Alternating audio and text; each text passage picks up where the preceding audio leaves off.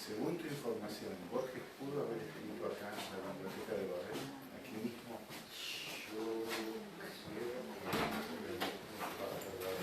En la villa enfrente. Pero en esta zona.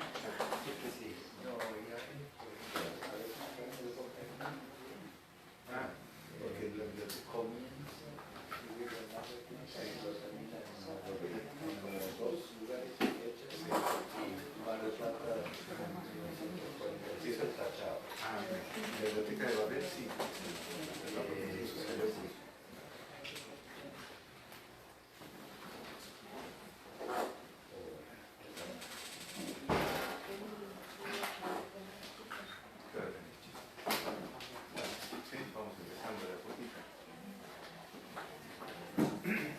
Bueno, muy bien. Si les parece, vamos a ir empezando de a poquito en esta reunión tan agradable, tan placentera que tenemos acá. Buenas tardes, les agradezco muchísimo por estar aquí. Soy José María Gil, trabajo para el CONICET y para la Universidad Nacional de Mar del Plata. Les doy la bienvenida, muy agradecido por que hayan elegido venir a esta reunión que se titula Una tarde con Borges. Vamos a tener el gusto de escuchar a Daniel Balderston, que es director del Centro Borges, editor de la revista Variaciones y profesor de la Universidad de Pittsburgh. La presentación del profesor Balderston va a estar a cargo de Mariela Blanco, que también es investigadora del CONICET y docente de la universidad. Así que bueno, muchísimas gracias y los escuchamos a ellos. Hola, buenas tardes. Gracias a todos y todas por estar acá en esta tarde de invierno para conversar sobre Borges. Es para mí un gusto muy personal poder recibir esta tarde a Daniel Balderston acá en Mar del Plata. ¿No se escucha? ¿Se oye bien? A ver ahí. Tampoco. Ahí sí. A ver. Más cerca. A ver ahí. Ahora sí. Ahí está. Muchas gracias.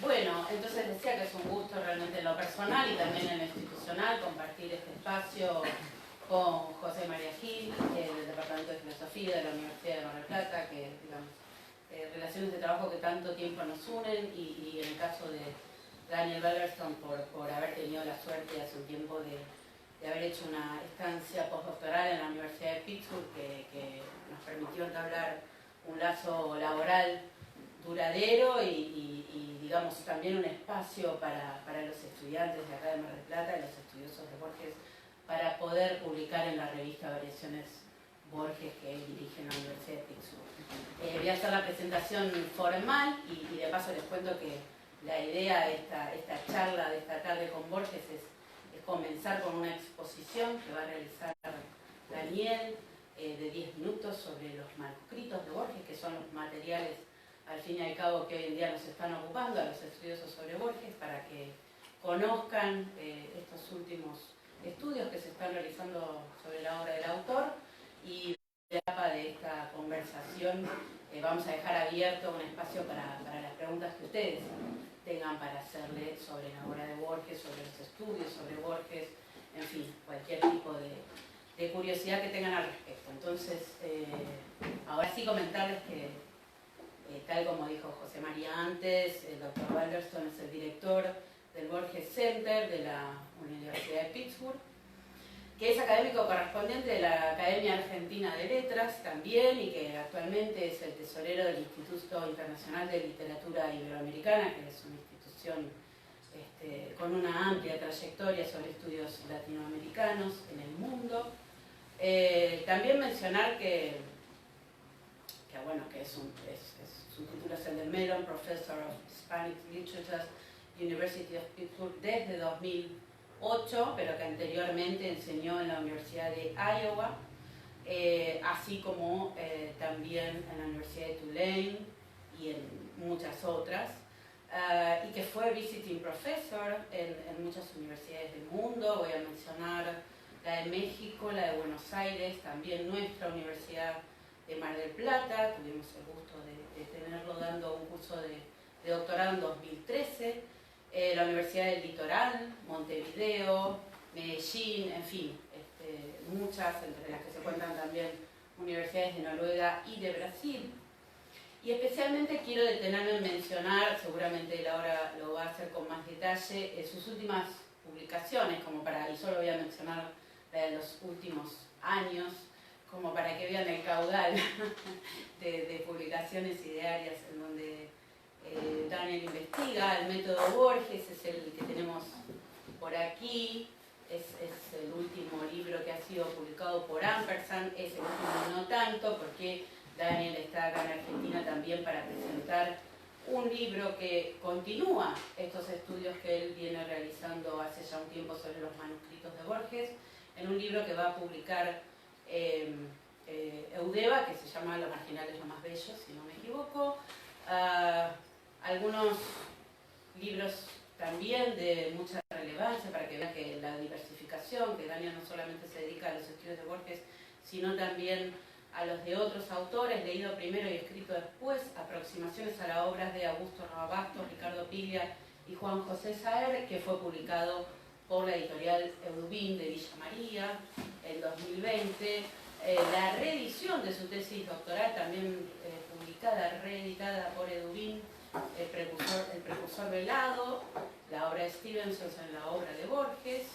Le Méthode Bourget, porque esta es la tercera publicación, la tercera edición de este libro al español, pero antes se publicó en francés, y la versión original es How Borges Wrote del 2018, publicada por la University of Virginia Press. Luego también mencionarles que Daniel también vino a la Argentina para publicar, para presentar otros libros como Los Caminos del Afecto, que acaba de ser reeditado por la editorial Sarasa, Luxuria, la vida nocturna de Buenos Aires, que es una edición que realizó junto a Carlos Alaburda de la novela.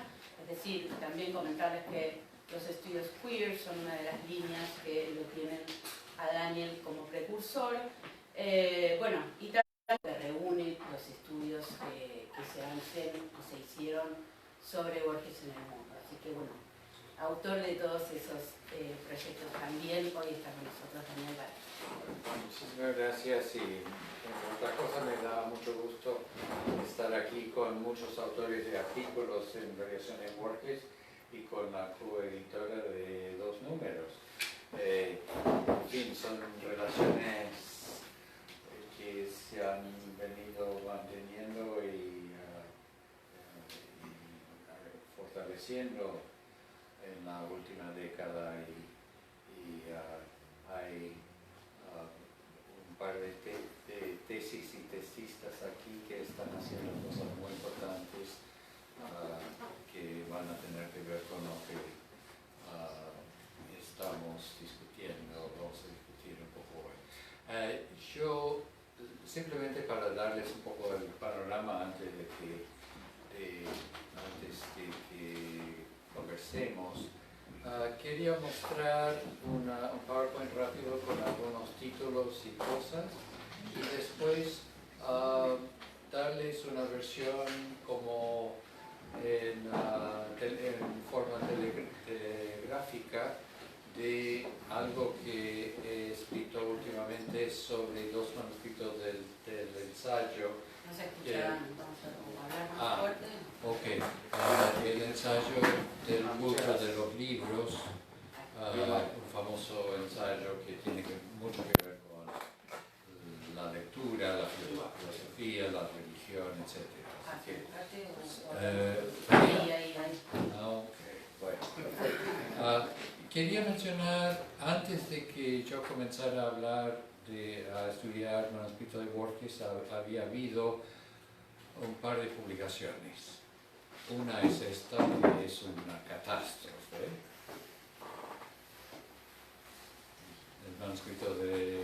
El primer manuscrito de 3 que hay, del Aleph, está en la Biblioteca Nacional de España. La edición es una vergüenza. ¿Te gustó? Julio Ortega suele poner espías, así que cada vez que digo esto en público recibo mensajes furiosos desde Providence, Rhode Island, así que seguramente en 4 minutos mi teléfono comenzará a sonar, pero no les recomiendo esto. Hubo, antes de que muriera, el especialista más importante de aquella época en Francia, Michel Lafon, especialista en Borges. Michel Lafon, antes de morir, muy joven, hizo una edición de el segundo manuscrito de Pleurocos para Orbes Tertius y del Sur, que salió en coedición Presse Universitaire de France con la Fundación Martin Borner en Ginebra, que había adquirido esos dos manuscritos. Otra desgracia, pero el manuscrito es interesante. Los apuntes de Borges para algunas clases sobre el budismo en el 51 se los regaló a Alicia Jurado. Están en la Academia Argentina de Letras y se hizo una edición bastante cuestionable también en términos, digamos,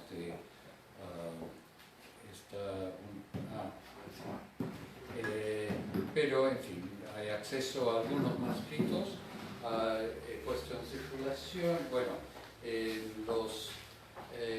algunos avances importantes se comenzaron a hacer en el 2010, cuando Laura Rosato y Hernán Álvarez de la Biblioteca Nacional de Moreno publicaron la primera y después una segunda edición de Borges Libros y Lecturas.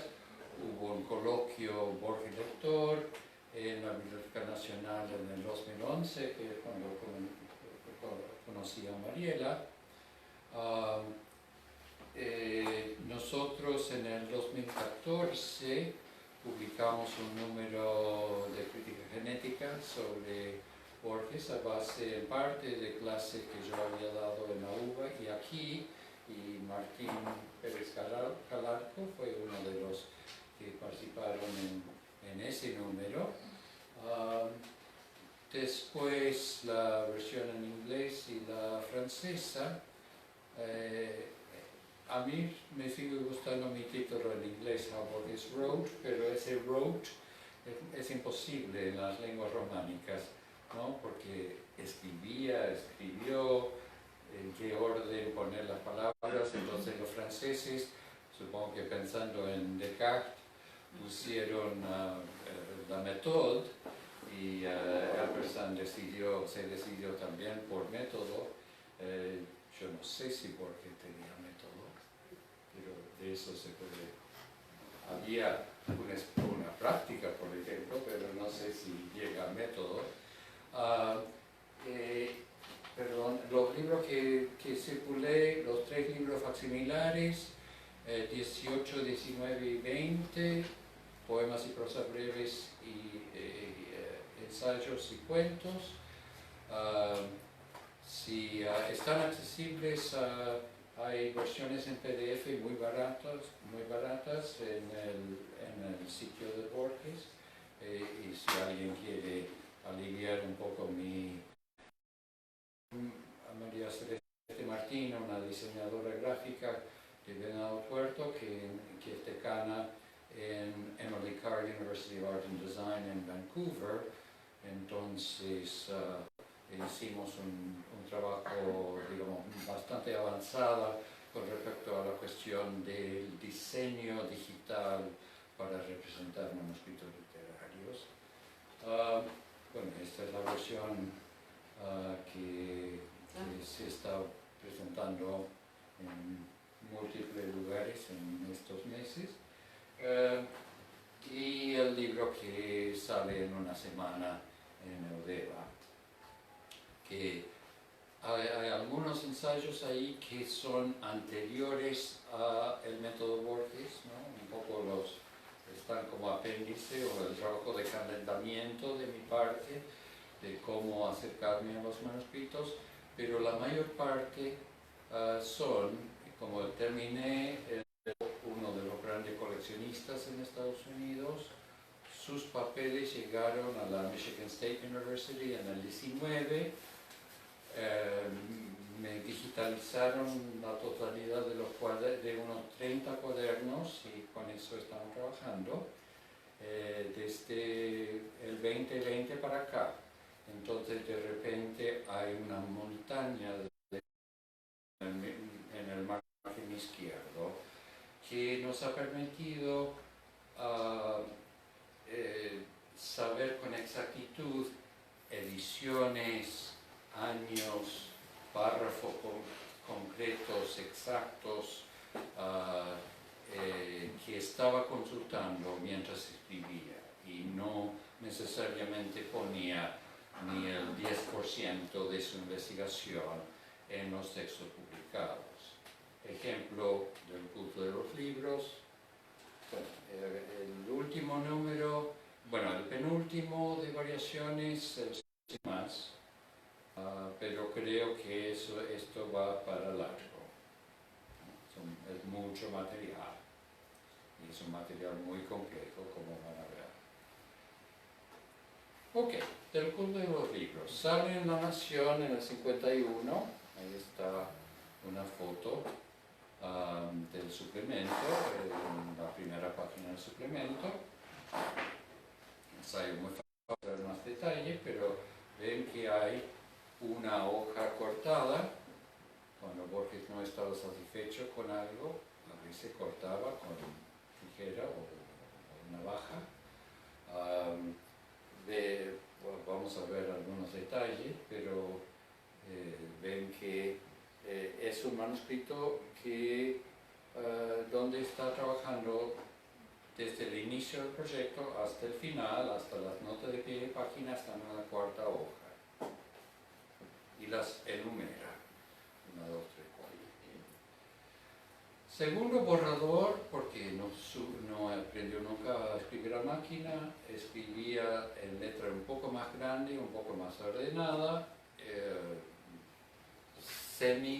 copias semi en limpio. Nunca llegaron a hacer copias en limpio porque siempre estaba cambiando de parecer, pero este segundo borrador decía al final: él, para La Nación, estaba a la venta en un anticuario de Buenos Aires, me dejó sacar estas fotos, lo vendió, no sé dónde está,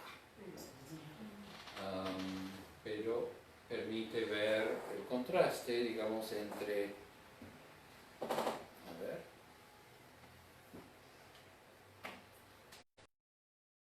un par de referencias bíblicas, y después el trozo más famoso del ensayo, que es la escena en las Confesiones de Agustín, donde Agustín ve a a su maestro Ambrosio, obispo de Milano, leyendo sin articular las palabras, ¿no? Es un momento clave para Borges y para los historiadores de la lectura, porque es un momento en que alguien se asombra ante la costumbre de otra persona de hablar sin leer en voz alta. No es necesariamente la primera vez en la historia de la lectura que eso haya ocurrido, pero está contado con mucho asombro en el caso de las confesiones de Agustín de Hipona. Ok, la segunda página, en cambio, hay referencias a ver qué página, de qué edición, de qué libro. Y sigue con eso. La tercera página es un delirio de fichas. Y por ejemplo, cosas, bueno, como punctuation, manuscript, y sobre varios críticos textuales que comenzaron a fijar en Alejandría en la época helenística el texto de Homero y de los clásicos griegos, digamos, saber con exactitud qué son las fuentes de las afirmaciones de Borges nos sirve muchísimo para hacer un estudio un poco más profundo de sus escritos. Por ejemplo, aquí está la referencia a Francis Bacon y al libro en alemán sobre Francis Bacon del señor Frost, en la Biblia hebrea, en el Alcorán, en la tradición letrada en latín, y la referencia a Galileo, que está en una nota que voy a mostrarles en un segundo, retoma esa idea con una variante muy extraña para decir que Dios, cuando creó el mundo, lo creó con un alfabeto que son los símbolos matemáticos. Aquí hay una cita de Gershom Scholem, que después de la Segunda Guerra Mundial, donde su hermano comunista había muerto en Buchenwald, eventualmente va a ser un gran profesor en la Universidad Hebrea en Jerusalén, pero el libro famoso que se cita mucho Borges, Major Trends in Jewish Mysticism, fueron conferencias en Inglaterra en inglés, y ahí está hablando de la Cábala y de la importancia de las letras. En el manuscrito hay muchísimo sobre eso, sobre muchas fuentes en alemán que consultó Borges sobre esa cuestión de la simbología mágica esotérica de las letras hebreas.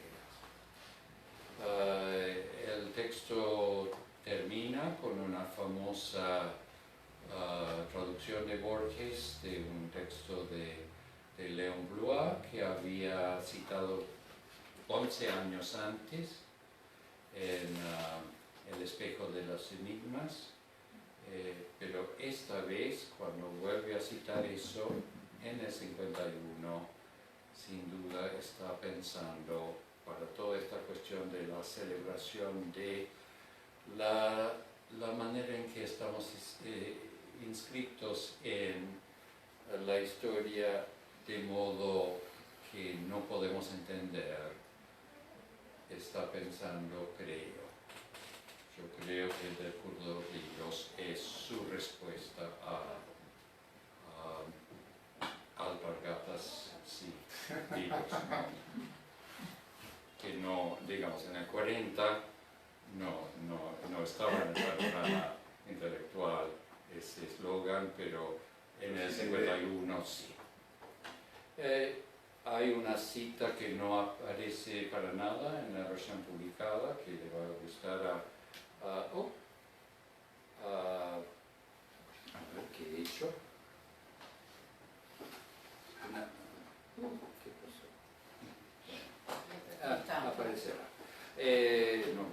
más. Una cita de Schopenhauer, pero está al revés, arriba, patas arriba, no en el margen superior, se queda sin espacio, entonces pone puntos suspensivos, reconstruí la cita. Eso no está para nada en la versión publicada, pero es muy importante lo que dice Schopenhauer ahí sobre la manera en que nos podemos llevar bien con libros, incluso de personas insoportables. Que a veces el culto de los libros es mucho más agradable que el culto de la persona. Una ironía de Schopenhauer ahí, que no aparece en el texto publicado. Y la última cita, a ver si puedo agrandar, tengo miedo. Bueno, ven que la nota de pie de página que Borges sacó de Galileo Galilei es sobre la cuestión de la creación del mundo a través de un alfabeto secreto de Dios y que es una especie de laberinto, ¿no? Es una cita maravillosa que, para mostrar un poco la variedad de las lecturas, ¿no? Todo esto para un artículo de periódico. Primera plana de la segunda sección de La Nación, pero bueno, una intervención pública por parte de Borges, desde su timidez y todo su carácter libresco, pero está interviniendo en un debate público fortísimo del 51, ¿no? Que también esta señora tuvo que ver, obviamente. Bueno, hasta ahí llego con mi PowerPoint. Muy bien, compañeros.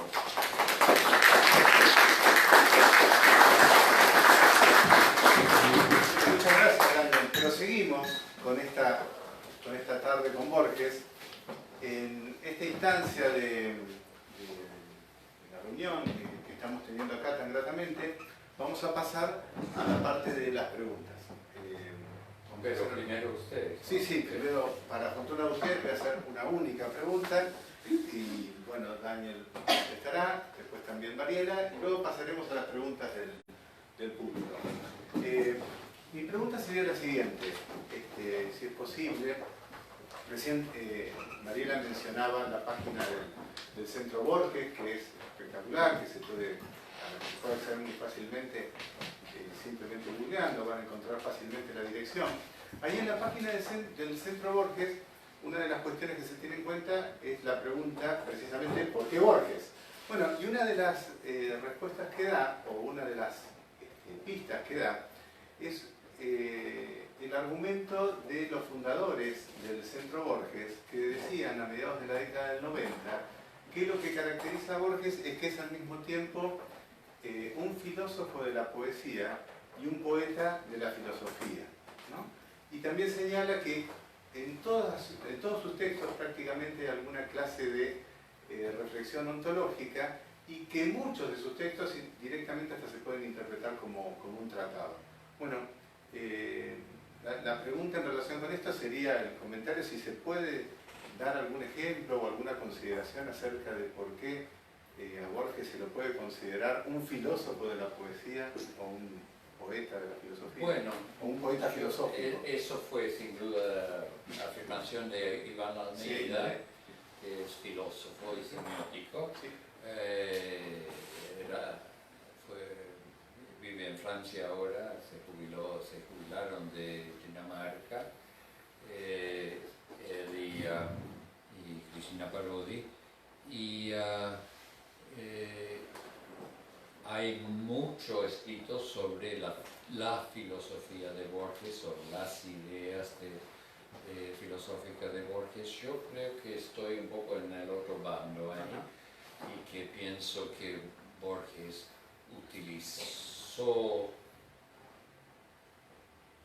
todas las cosas que iba leyendo y de una variedad asombrosa, ¿no? Muchísimas lecturas de muchísimas cosas, desde la cultura popular y las noticias hasta tratados en alemán de filosofía y religión, etc. Gran parte de las lecturas académicas, digamos, de Borges las hace en alemán. Eso lo hemos podido comprobar últimamente con estos cuadernos. Entonces, antes se pensaba que esas lecturas eran en inglés, pero muchísima lectura de filosofía, antropología, teología, etc. en alemán. Lo que sí yo diría es que Borges, bueno, con esa habilidad que tenía para transformar ideas en relatos. Piensen en la relación, por ejemplo, entre La Biblioteca Total, que es un ensayo que publica en el 39 en El Hogar, sobre la idea de una biblioteca total por combinación de letras aleatoria, y el cuento que escribe un par de años después, donde narra la experiencia de esa biblioteca desde un bibliotecario que está ahí preso, ha vivido y va a morir en un hexágono o en un pozo de esa biblioteca. Es decir, toma una idea de Kurt Lastritz, de una biblioteca total, y lo convierte en relato. Y este ensayo del culto de los libros, yo creo que lo notable es también cómo va trazando ideas sobre los libros desde la Biblia hebrea, el Corán, los griegos, hasta nuestros días, hasta Carlyle y Léon Blois y Mallarmé, pero sabe dramatizar en medio de eso la importancia de la lectura a través de su breve resumen del incidente de Ambrosio y Agustín, ¿no? Es decir, la idea de hacer, de trabajar, de convertir ideas en relato, ¿no? Que es tal vez también el ejemplo más difícil y más importante es Clono para donde está trabajando con grandes ideas de la filosofía, pero desde la angustia de alguien que ha ayudado a descubrir un mundo muy perverso de una conspiración de letrados que están transformando en la postdata del 47, en el texto del 40, donde están transformando el mundo en una pesadilla. Hacer eso con esas tradiciones filosóficas es muy diferente de lo que haría un filósofo de practicar en un tratado sistemático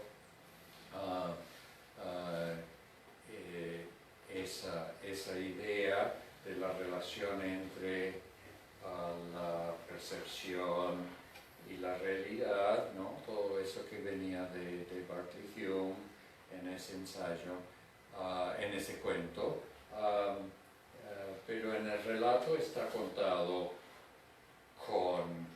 desde la soledad y la angustia y sabiendo que el mundo de su infancia se está echando a perder y que él, Borges, tiene parte de la culpa de eso, ¿no? Porque con Bioy había descubierto ese artículo sobre Uqbar y después, con la ayuda de varios amigos, habían ido descubriendo el resto de la enciclopedia de Klein, y cuando eso pasa a la cultura popular a través de los diarios y la radio, el mundo se convierte en algo espantosísimo, ¿no? Está escribiendo eso en el 40, el mundo era un espanto, proyectando eso 7 años hacia el futuro, donde el espanto del 40 se ha triplicado,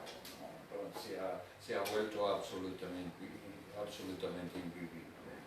Entonces, creo que sí, las lecturas de todo tipo, no solo filosofía, ¿no? Cervantes dice que leía los pedacitos de papel en la calle, porque es un poco así, ¿no? Si uno comienza a mirar la cantidad de referencias a cuestiones de la inmediatez del momento y cosas que obviamente venían de sus lecturas de los periódicos y de su atención a El Milagro Secreto. Hay fechas muy precisas. A ver que acá en el Bojarí, el muerto en su laberinto, los dos chicos, Dan Raven y Anwen, cansados de una vida sin aventuras, se han venido a un lugar de Cornwall. La tercera o la última semana del verano de 1914. ¿No? Deja al lector recordar que el asesinato del archiduque fue una semana después, no hay nada, pero ese tipo de precisión lo hace con sus lecturas filosóficas, con sus lecturas teológicas, pero también con sus lecturas del diario, ¿no? Y por eso yo creo que es interesante pensar del culto de los libros como su respuesta al eslogan. Alpargatas, sí. Muy bien. Bueno, ahí te damos el micrófono, Ángel. Yo, antes, para cerrar esta etapa de preguntas que teníamos planeadas con José, tengo dos que tienen que ver con volver con lo que vos dijiste en tu comentario y que planteaste en forma de pregunta, ¿no? Que dijiste algo así como, no sé si Borges tenía un método. Me gustaría que volviera sobre ese tema. Lo que sí me gustaría pensar a partir de esa pregunta, Borges tenía un método de escritura, es que parece que sí, por lo menos estás dando un impulso para que haya un método de lectura de la obra de Borges, y eso sí lo quería comentar. Entonces la pregunta sería por esa respuesta en interrogación sobre el método, y la segunda es ¿por qué pensás que anotaba tanto como se ve ahí prolíficamente en el manuscrito que mostraste? Ok, bueno, comienzo con la segunda parte. Las anotaciones comienzan a aparecer a veces en los años 30, muy de vez en cuando, pero la proliferación de las fichas bibliográficas en los manuscritos comienza en el 49 y termina en el 55, cuando deja de poder leer. Esos años sabía que estaba perdiendo la vista. Su madre ya comienza a servir de amanuense en algunos de los cuadernos que hemos visto. Hay páginas donde Borges comienza a escribir y después la letra se va haciendo, agrandando y haciendo un poco más borrosa, y después sigue la mamá. Es decir, que hay una necesidad de fijar las referencias, las lecturas, porque sabía que iba a perder la vista, porque sabía que iba a necesitar de otros para seguir su labor, ¿no? En el caso del manuscrito que le regala a Alicia Jurado sobre el budismo, eso lo escribe él, los apuntes son en letra de él en el 51, pero a base de eso, 20 años después, con ella escribe que es el budismo, uno de esos manuales. Es decir, que ella usó el manuscrito del 51 para convertirlo después en un libro de coautoría con él. donde ella puso, aparte del budismo zen y algunos de sus otros entusiasmos, que no había mencionado Borges en las conferencias del 51. Es decir, que hay una necesidad de fijar en papel la investigación, ¿no? Porque sabía, y también es muy diciente que antes del 49 no se atrevía a hablar en público. La conferencia que da en Montevideo en el 45,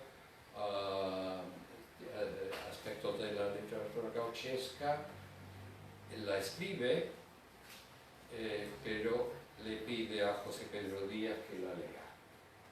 En el 45 estaba aterrado de hablar en público.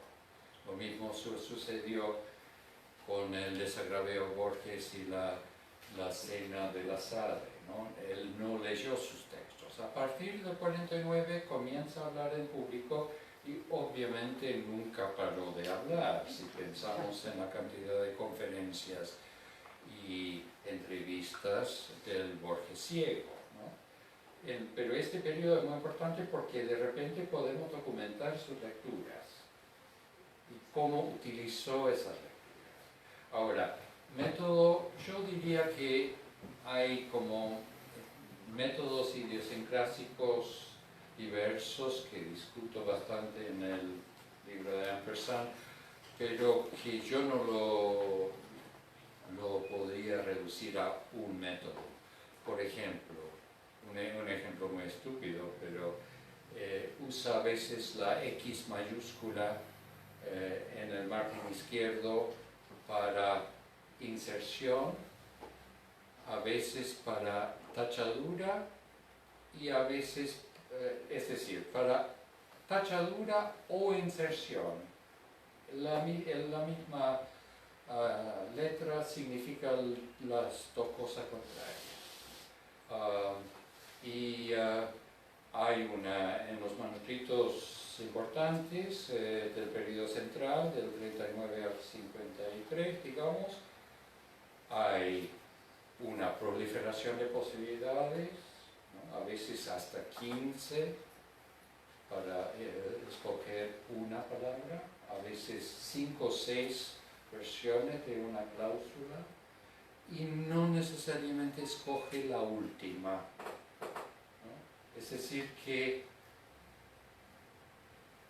vierte sobre la página todo lo que se le ocurre, una especie de asociación de ideas, pero solo podemos vislumbrar el texto publicado en las segundas versiones. Las primeras versiones, en un par de casos he contado palabras y de las primeras versiones pasa un 10 o un 15% de las palabras a las versiones finales. Las segundas versiones pasa de repente a un 90 o un 95%, ¿no? Es decir, que el proceso de poner muchísimas posibilidades y después ir escogiendo forma parte de su, digamos, método de trabajo, pero nadie lo reconocería como un método, ¿no? Por eso me molesto un poco con el hecho de que los cartesianos hayan insistido en que haya un método cuando yo no estoy nada convencido de que es un método coherente. Yo creo que hay prácticas que desde los textos de los manuscritos del año de 1920 hasta la ceguera, él dice en todas las entrevistas después de la ceguera, comencé a escribir en versificación regular y en rima porque era más fácil componer y dictar de una vez. Ustedes van a ver que la pobre Leonora Acevedo de Borges tuvo que anotar muchas versiones de ese poema antes de que hubiera un poema pulido, ¿no? Es decir, que hay mucha mentira mentira en eso de tener un método claro de ciego sabio. Otra pregunta. Estaba así, ahí sí, la pregunta de Ángel. Sí, vuelvo un poco atrás, lo que usted decía respecto de ideas filosóficas que mencionaba José, pero que con eso producía relatos, ¿no? Es decir, literatura. Y a mí siempre me asombró la cantidad de lectores explícitos que generó Borges, y yo creo que justamente es porque a partir de distintos discursos, distintas disciplinas, ha producido literatura con eso, ¿no? Por eso que, junto con Ray Bradbury, el capítulo de matemática superior. Y esa es una superficie unilateral. Ahora, es increíble. Eso lo descubre si uno sabe desde qué discurso viene. Lo importante es eso. O, en el año 27, Heisenberg denuncia el principio de indeterminación y Borges ya lo glosa y lo cita en el 29, 2 años después. Una curiosidad increíble. O nueva refutación del tiempo. Ahí está el nuevo concepto de espacio-tiempo de Einstein. Bueno, no, era un comentario. Sí, no, y dos ejemplos más. Sí. Alberto Rojo ha venido trabajando y tiene un libro, Borges y la física cuántica, con el hecho de que el jardín de senderos que se bifurcan del 41 anticipa por 16 años la hipótesis Everett de la física cuántica de los multiversos. Everett y sus compañeros se enteran unos años después y hay una tesis de mediados de los 60 donde ya ponen epígrafes de Borges del jardín de senderos para fortalecer la tradición, pero Borges había anticipado eso. La lotería en Babilonia, y tengo un artículo sobre esto, hay una frase que dice: nadie hasta ahora ha esposado una teoría general de los juegos. Eso es año 41. Theory of Games and Economic Behavior, que esté lanzando ideas que sabemos que llegan a ser ideas importantes en los campos más diversos, ¿no?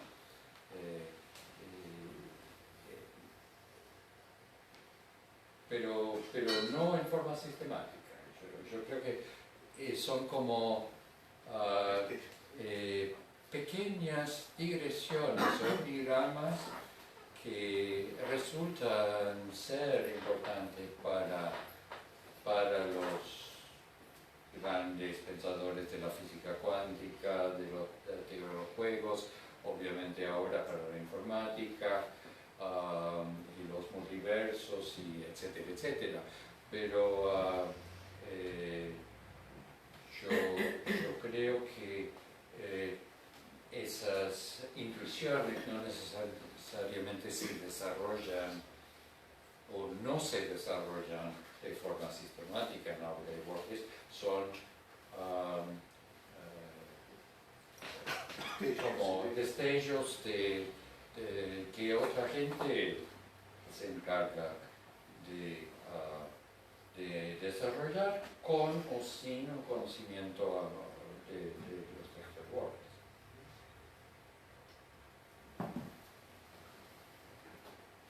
¿Alguna otra pregunta? ¿Comentario? Martín. Viendo la multitud de anotaciones y demás, me dio una idea esta cosa que ya quedó como una especie de lugar común de decir Borges no era un erudito, ¿no? Y la falsificación y demás, ¿no? Y sin embargo, el tipo de trayectoria que es como lector, ¿no? De todas esas fuentes con las que luego que trabaja, ¿no? Por ahí arma como otra alternativa a la idea de erudito, ¿no? Por ahí, en una forma armónica ni estable de erudición, pero sí hay una trayectoria muy singular, y yo veo como una especie de erudición, podemos pensar, ecléctica y acaso irreverente, ¿no? Sí, yo hace muchos años ya, yo escribí publiqué mi tesis en la Sudamericana en el 85. En el 86 publiqué un índice de la obra de Borges, The Literary Universe of Jorge Luis Borges, que es la base del Finder's Guide actual en el sitio de Borges.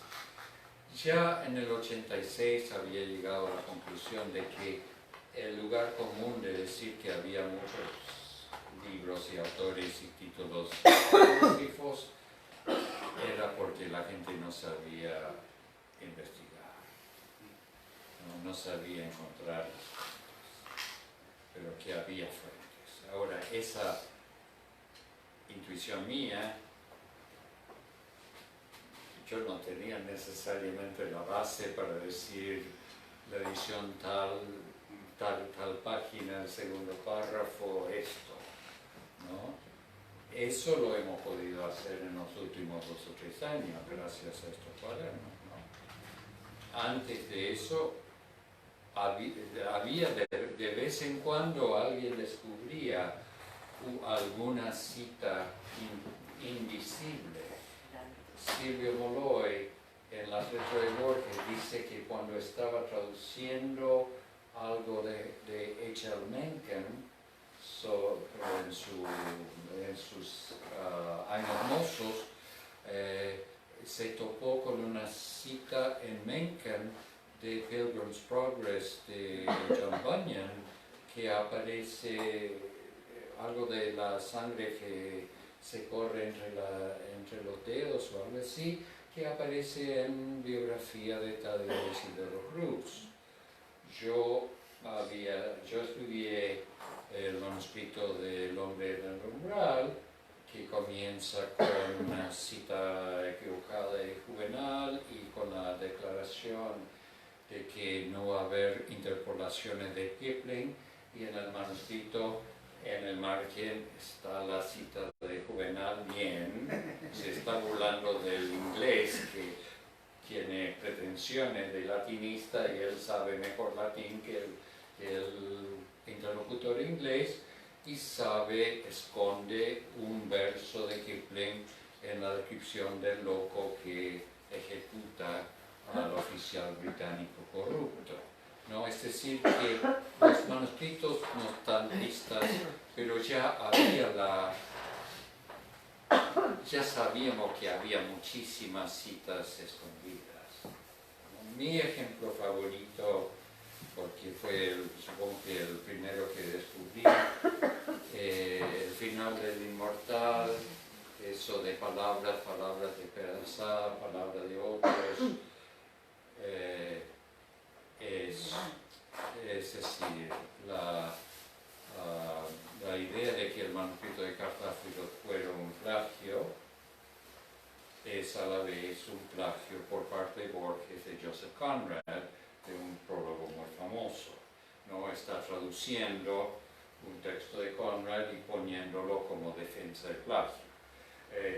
Es decir, que esa cuestión de la erudición, bueno, ninguno de nosotros es suficientemente erudito para manejar todos estos campos del saber, pero sí podemos comenzar a entender los mecanismos. Y con eso, tal vez, con lo que hemos hecho con Mariela y con Martín y con otros, es descubrir a alguien que sabe de filosofía del pensamiento sufí y quienes podrían trabajar con la investigación por parte de Borges de las sagas islandesas y la poesía escáldica, etcétera, etcétera, ¿no? Eso no puede ser un trabajo individual. En el libro que circulé de ensayos, Marianne Desio de la Sorbona Nueva y yo hicimos una edición crítica de un manuscrito inédito sobre 6 clases del 52 sobre cómo tendría que ser una edición crítica de Borges, ¿no? Y si miran las páginas de eso, van a ver que hay así de texto y así de notas, y 15 páginas de manuscrito pasa a 85 páginas de la versión publicada, ¿no? Ese tipo de trabajo de estudiosos es lo que todavía no se espera y que no se puede hacer bien o de forma total por cuestión de copyright. Hay momentos que envidio a mis compatriotas que trabajan sobre Whitman y Dickinson, por ejemplo, porque las obras están libres y uno desearía que el señor Borges hubiera muerto en 1880 en vez de 1986, pero bueno, es como otro problema. Pero necesita ese tipo de aparato crítico. Recomiendo mucho un libro que publicamos en el Centro Borges que se llama Borges en contexto, de Cristina Parodi.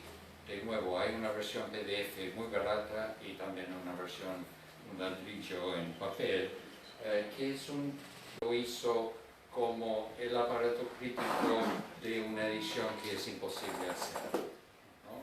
Y ellos habían dicho, Iván Almeida y Cristina Parodi, en un ensayo en Variación de Borges en la época de la misa, dicen que lo que realmente necesitaríamos hacer es una especie de aparato crítico así, donde las obras completas se pudiera poner en un hueco en el medio y tener el aparato crítico. Creo que lo estamos comenzando a vislumbrar ahora, 2022.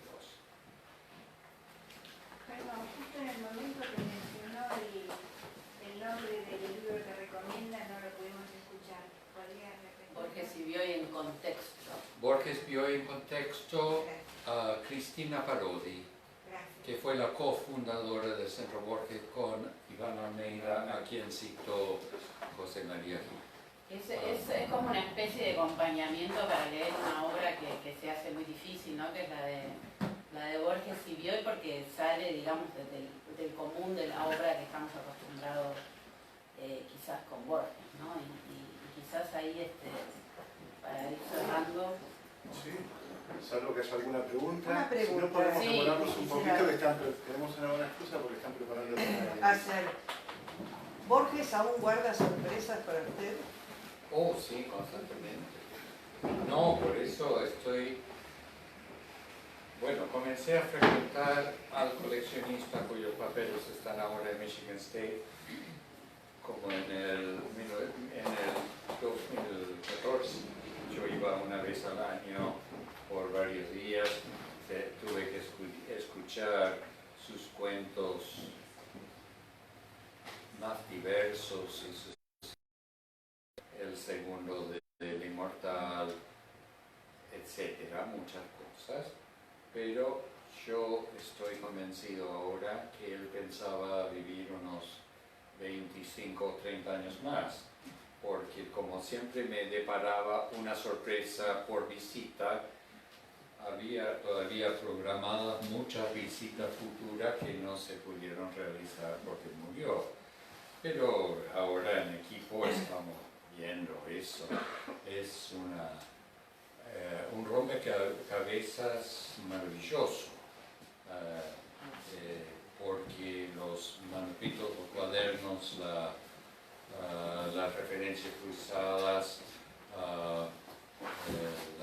el descubrimiento de las ediciones precisas que consultó, que en muchísimos casos no son las mejores ediciones.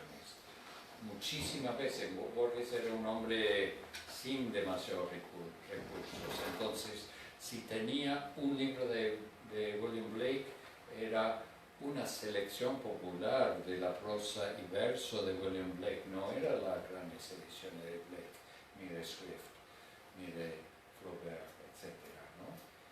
Entonces, para comenzar a entrar en esa materia, estos papeles han resultado absolutamente claves. Am, bueno, también soy docente, entonces cada vez que vuelvo a enseñar, digamos, la abeja acá en el bocadín muerto en su laberinto, descubro algo más, ¿no? Para no hablar de trueno de terminar, ¿no? Son textos donde hay capas y capas y capas y capas, ¿no? Y a veces uno siente algo y se da cuenta 6 meses después que es lo que le estaba dando cosquillas, ¿no? Y a veces por otra lectura que nada que ver, ¿no? Como dijo el señor Ángel ahí al fondo, ¿no? A veces la revelación de un pequeño secreto está en una lectura que uno está haciendo como Molloy traduciendo a H. Mencken, que a su vez estaba...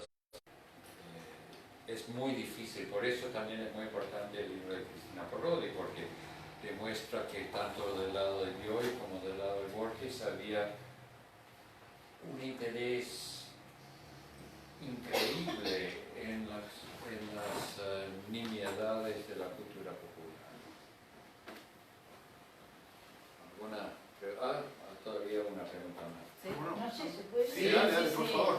No, porque escuchándolo, digamos, también, digo, esta cuestión de no parecer que tuviera metodología y estos cambios que produce en sus ediciones, tal vez no sería una forma de él mismo no saber a dónde, de no saber desmenuzar lo que él mismo quería decir. Sí, No sé si yo me dije eso hace muchos años en un análisis del ensayo La morena de los libros. Comencé a notar la cantidad de veces que decía tal vez, acaso, puede ser, estuve leyendo el otro día, ¿no?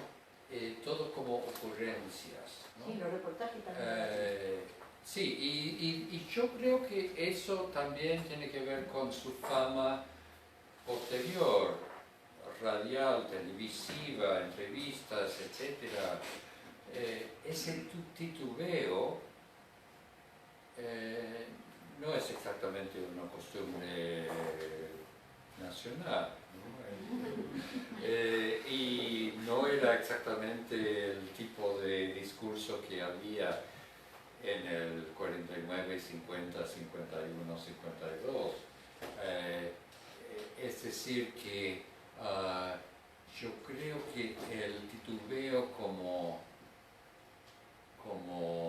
no como estrategia, como algo que tenía que ver con su manera de ser, también es da una clave para entender por qué sus textos se abren a múltiples lecturas, a lecturas desde distintas disciplinas, ¿no? Esa incertidumbre radical que se ve en las primeras versiones pasa todavía a las versiones publicadas y sigue revisando después de publicarlas también, ¿no? Hay un capítulo del libro sobre eso, pero yo creo que lo que Molloy en su libro, en las letras de Borges, llama de vaivén, ¿no? De una cierta cuestión como de algo borroso, ¿no? Que no se puede fijar, es parte de lo que hace que la obra sea tan interesante. Que sea susceptible a tanta lectura nueva. Todavía 2022, digamos, hay una bibliografía crítica abundante y sin embargo yo creo que los del equipo de Mariela y yo y algunos otros en el mundo sentimos que estamos recién comenzando. No es que no es que todo esté dicho, no está dicho casi nada de lo que se podrá decir. Gracias. Muy bien. Tenemos tiempo para una pregunta más o algún comentario, si quieren. Si no, vos no sé si... No, yo quería, a propósito, en el momento en que se habló del libro, que mencionaste el libro de Cristina Paró y quería un poco como volver a esa relación con Bioy Casares, y quería, me parecía que era una buena oportunidad para emplazar a Borges en Mar del Plata, y no sé si preguntarte así No, como... en esta casa sí. Claro, como eso, ¿no? Como para saber, como para que pensemos, ya que estamos acá sentados en el vínculo distinto seguro, pero que tuvo ese origen común, que fue el momento en que la presentó Victoria. Entonces, bueno, y algo creo que también de los tonos del ensayo, de los tonos del decir, me parece que también se puede pensar en relación con Victoria, y no solamente para pensar... Y en contraste con Claro, ¿no? Uno de los grandes poemas iniciales, Arrabal dice en el título, en la dedicatoria inicial, a Guillermo de Torre por contraste. Claro. Después borra eso, por contraste. Guillermo de Torre pasará a ser su cuñado. Pero yo creo que... Pero creo que como en la vida misma podríamos decir, esas relaciones complejas son las más ricas. Entonces eso es lo que voy a decir, no solamente el contraste, como estás diciendo, sino después este nuevo lugar que le hemos encontrado también a Victoria como la promotora del Borges oral. Es decir, sabemos que por estos estudios que hemos venido impulsando tanto de las conferencias, que Victoria, además de haber ocupado el lugar que ocupó el sur y haber, digamos, albergado la escritura de Borges en el proyecto editorial de la revista, en la editorial en sí misma, Borges como traductor también hizo mucho para que Borges comenzara a ser tanto profesor como conferencista. Entonces, bueno, y nada. ganarse la vida con eso, porque entre el 49 y el 55 no tenía otra ocupación. Y son los años en que el contraste se diluye, porque digamos, muchas de las prédicas políticas las van a compartir con tonos distintos, ¿no? Entonces, bueno, ¿te parece que falta hacer un estudio sobre Borges y Victoria? Yo te lo iba a proponer. Ameritaría que en Villa Victoria ustedes organizaran un encuentro Borges y Victoria, ¿no? Yo creo. Bueno, creo que podemos tomar Y convocar a las musas. Muy bien. Y también sentir los rumores de lo que se decía aquí enfrente. Sí. Perdón, por último, una curiosidad. Que me llama la atención que en los últimos años... Dirijo un centro que fundaron Iván Almeida y Cristina Parodi en Dinamarca, que después pasó a Iowa y después pasó conmigo de Iowa a Pittsburgh, que es independiente y que no tiene relaciones con la Fundación Internacional. De vez en cuando hemos tenido que pedir permiso a través de Andrew Wiley Literary Agency.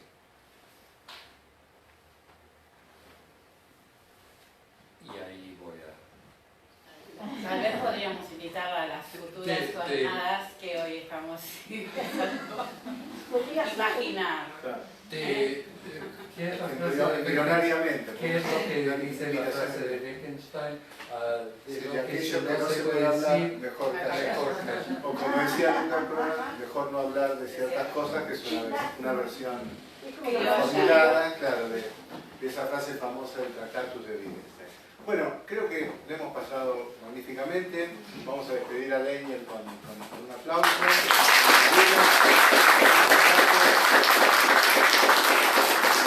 Vamos a seguir hablando acerca de Borges y de la cultura popular y de la filosofía con un amable cafecito aquí afuera.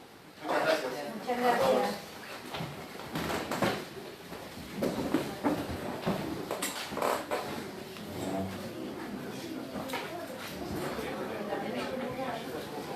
Se llama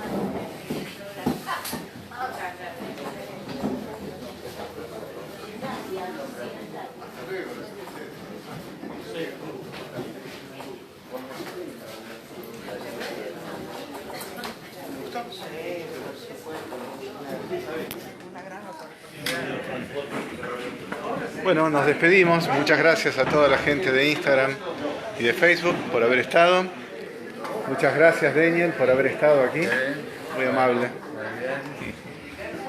¿No te molesta si te pido una firmita del libro?